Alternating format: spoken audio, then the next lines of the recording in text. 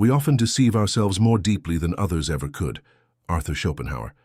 It wasn't a sign, it wasn't a signal, it wasn't personal, but you needed it to be, so you made it mean something. That glance, that laugh, that casual brush of attention became the emotional spark your loneliness was waiting for. But what you called connection was often just projection. And Schopenhauer warned, the most painful illusions are the ones we create ourselves.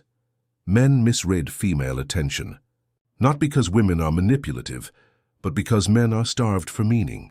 A smile becomes desire, kindness becomes chemistry, and before you know it, he's chasing a woman who was never chasing him, not because she lied, but because he did. In this video, we'll explore Schopenhauer's hard-hitting Inconvenient, insight on misreading female attention. You'll learn how projection replaces perception, why desperation rewrites reality, and how to stop crafting fantasies from fleeting moments. Subscribe if you're ready to see people as they are, not as you need them to be. Like and comment if you've ever turned attention into a story that wasn't real. Schopenhauer understood the painful paradox of human desire. The more deeply we long for meaning, the more prone we are to invent it. And nowhere is this clearer than in how men interpret female attention. A glance becomes a gesture. A smile becomes seduction. A polite conversation becomes destiny. But this isn't romantic, it's desperate. It's the unconscious mind rewriting reality to escape emptiness. The truth is, she wasn't flirting, you just needed her to be. Because, attention, even neutral or casual becomes a drug when the man is emotionally starving. Schopenhauer would call this a distortion of perception, driven by the will's blind desire to attach.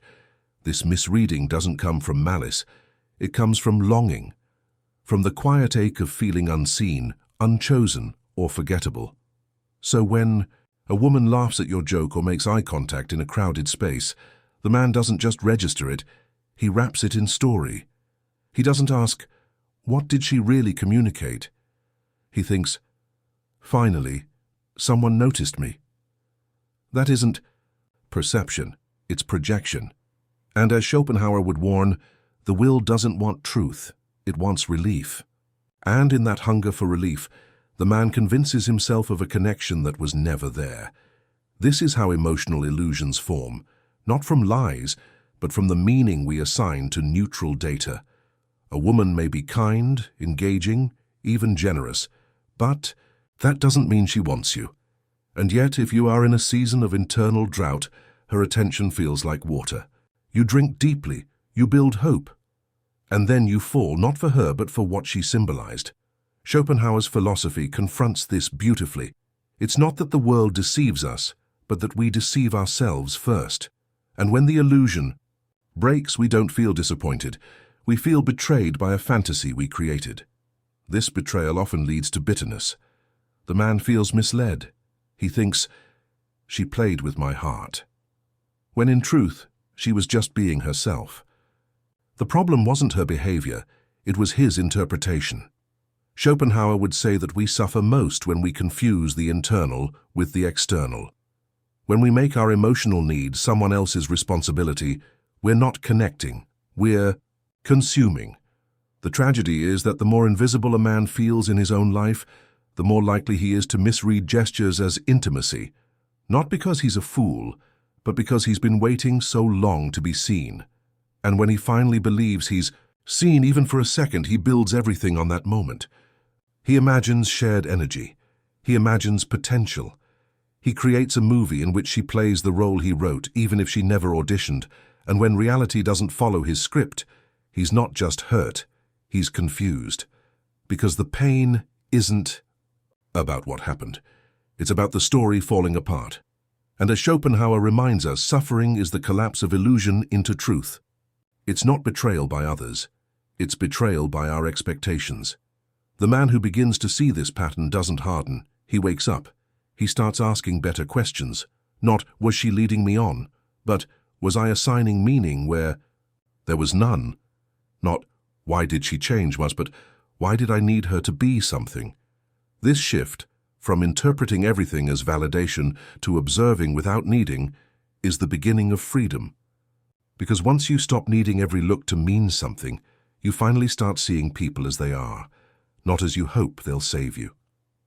Schopenhauer's view of the will offers a ruthless but clarifying insight.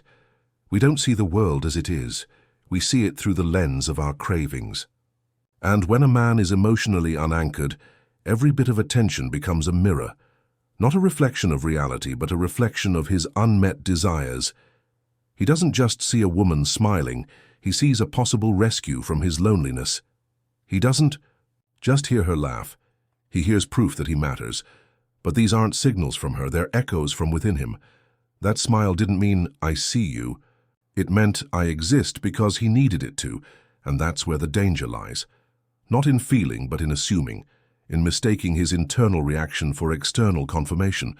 Schopenhauer would say, this is the will hijacking perception. The man is no longer observing, he's projecting need into neutral space. The woman becomes a canvas and he paints her with the color of his hunger. This is why so many men get blindsided. They believe they've been given signs. But what they really received was attention filtered through desperation. And desperation turns politeness into romance, friendliness into connection, and neutrality into significance. That's why rejection hurts so much, not because something real was lost, but because the illusion felt real. The man isn't grieving her, he's grieving the possibility he projected. Schopenhauer warns that this is the trap of desire. The thing you suffer over was never actually yours, but you built it so well in your mind that its collapse feels like heartbreak. And in that moment, the man doesn't just feel pain, he feels humiliated. Not because she laughed at him, but because he realizes he misread everything. The spotlight in his fantasy dims, and what's left is silence. The worst part. He begins to resent her. He tells himself she led him on, that she must have known what she was doing, that she was teasing. But here's what Schopenhauer would point out. You wanted her to know. You wanted it to mean something. You crafted the story, then blamed her for not acting in it. And resentment, in this context, is just grief that refuses to take responsibility. It's easier to believe she manipulated you than to admit you manipulated the moment to mean more than it did.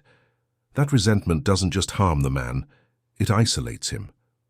Because now he doesn't just misread attention, he fears it. He assumes every woman is playing games. That kindness is seduction. That disinterest is mystery. And soon he becomes guarded, bitter, or worse, entitled. He believes he's owed clarity, reciprocation, or romance from women who simply exist near him. Schopenhauer's response? Clarity doesn't come from others, it comes from purging illusion. Until a man learns to see clearly, every woman he meets becomes a vessel for his unresolved emotional hunger. But when he does learn, everything shifts. He no longer needs attention to mean anything.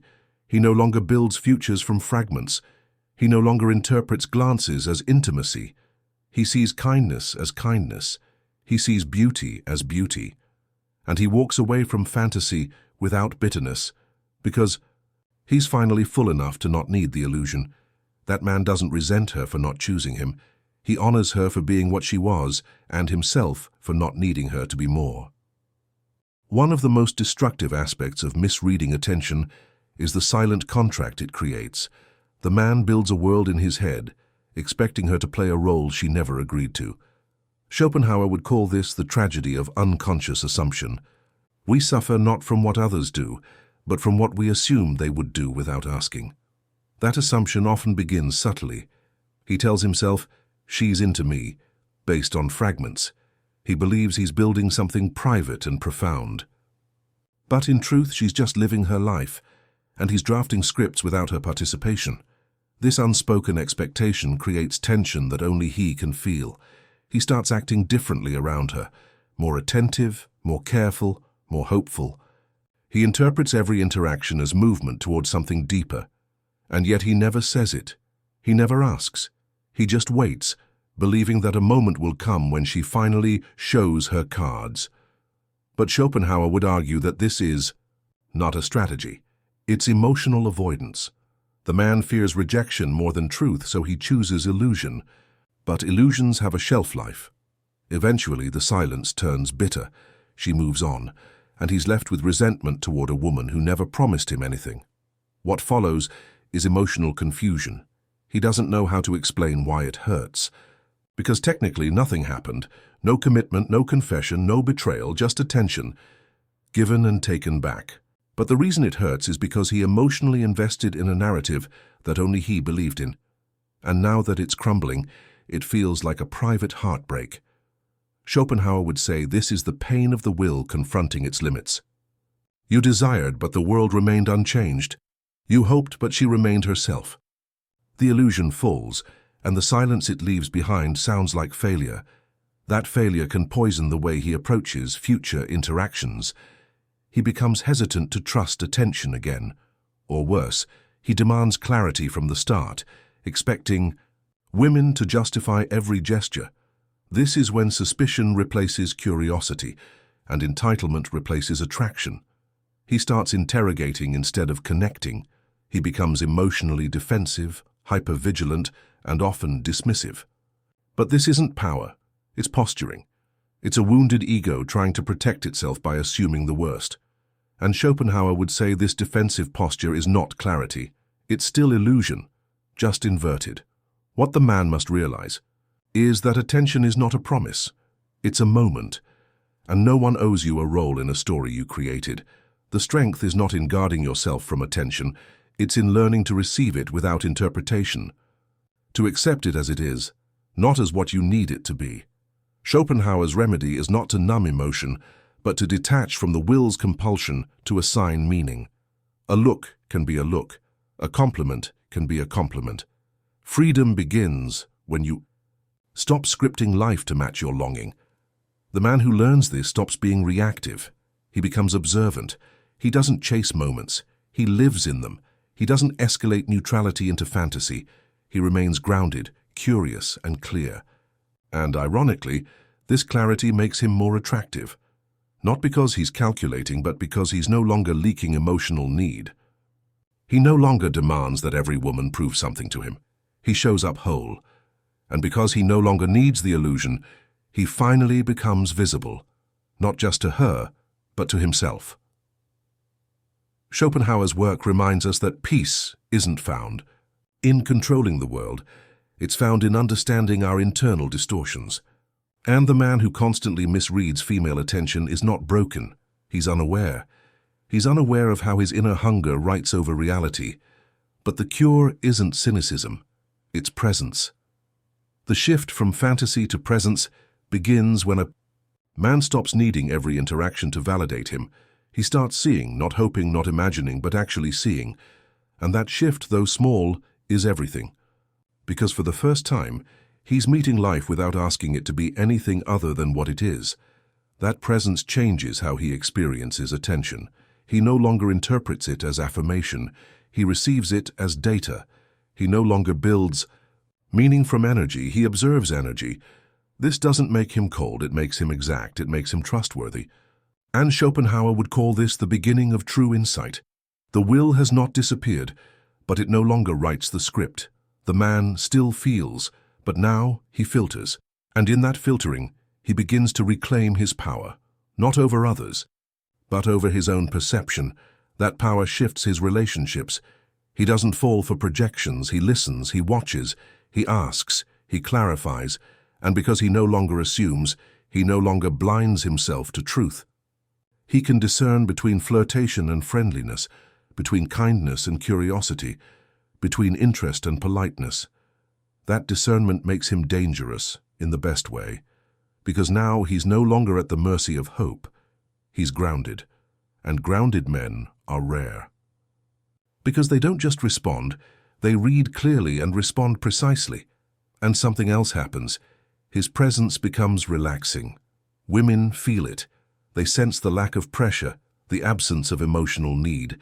They feel seen, not scanned. Heard, not hunted. The man is not performing attention, he's inhabiting it. And that distinction changes everything. Because when a woman doesn't feel like she's being loaded with unspoken expectation, she becomes more real, more responsive, more available. She engages not out of defense, but out of interest. Not because he chased her, but because he invited space. This is what Schopenhauer meant by detachment, not indifference but freedom from distortion. And when a man becomes free from emotional distortion, he becomes honest. He doesn't hide his interest, but he doesn't rush to define it. He doesn't escalate. He observes. He doesn't interpret every moment, he experiences it. And from that place, he doesn't just avoid rejection, he builds connection. Because now, every step is taken with eyes open, ego quiet, and emotion in service of truth. The man who walks this path doesn't just stop misreading attention, he stops needing attention. He becomes self-sourced, not cold but clean, not numb but neutral, and in that neutrality there is power. Because he is no longer tossed by his hunger, he is led by his clarity, and that clarity doesn't just protect him, it reveals the world as it is, and for the first time he's not chasing illusions, he's participating in life. Schopenhauer believed that suffering persists, not because of what happens to us, but because of the stories we keep telling ourselves about it.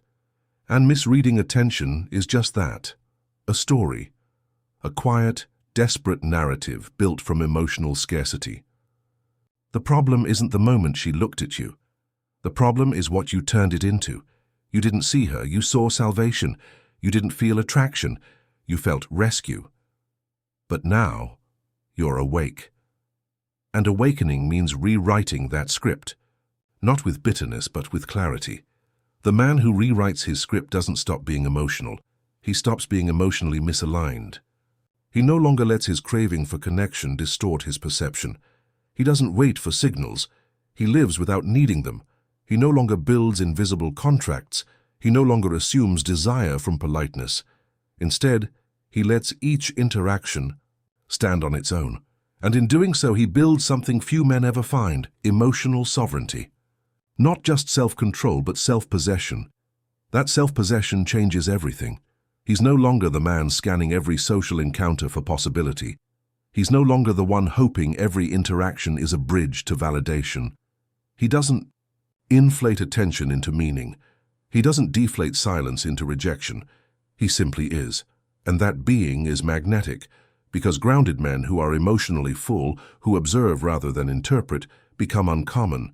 And Schopenhauer would say, the uncommon man suffers less not because life is easier, but because illusion no longer governs his experience. This clarity extends far beyond attraction. It transforms friendships, work, and personal ambition. The man who no longer reads fantasy into the world sees opportunities, not rescues. He doesn't build relationships on emotional thirst. He builds them on shared presence, and that's what makes him stable, because he no longer takes things personally. He no longer believes attention equals worth. He understands that his value was never dependent on someone else noticing him. It was buried beneath his own projection the entire time. Rewriting this script means practicing neutrality, seeing a woman's gaze without expectation, hearing kindness without attachment, being in proximity to beauty without turning it into a prophecy. That's not apathy. It's maturity. It's the moment you stop seeing women as answers and start seeing them as people. It's the moment you stop collapsing under unmet hope and start standing on observed truth. And from that place, you're no longer confused by attention. You're centered in your response to it. And that's the power, not in being untouched by women, but in being unmoved by illusion. Because the man who sees clearly doesn't fall for fantasy. He doesn't spin stories. He doesn't create emotional contracts out of casual glances. He lives in reality and still chooses connection.